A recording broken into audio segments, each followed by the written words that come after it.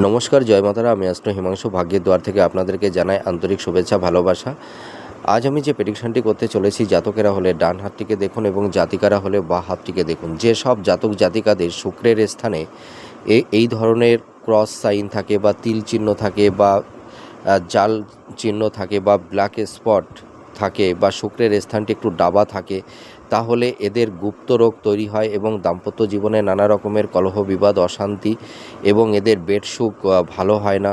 ঠিক আছে, স্বামী স্ত্রীর মধ্যে ফিজিক্যাল রিলেশনের ক্ষেত্রে নানা রকমের সমস্যা তৈরি হয় এবং পুরুষদের ক্ষেত্রে বিবাহের দিক দিয়ে নানা রকমের বাধা তৈরি হয়, সহজে বিবাহ হতে চায় না এবং বিবাহ হলেও দাম্পত্য জীবনে নানা রকমের কলহ বিবাদ, অশান্তি তৈরি হয়ে যায় এবং লাইফের কোনো একটা স্টেবিলিটি থাকে না। ঠিক আছে, মানে সেরকম কর্মের উন্নতি সেরকম হয় না। ঠিক আছে, জীবনটাকে সেইভাবে লাক্সারিয়াসভাবে জীবনটাকে অতিবাহিত করা যায় না। অর্থের দিক দিয়ে একটু স্ট্রাগেল, একটু কষ্ট তৈরি হয়।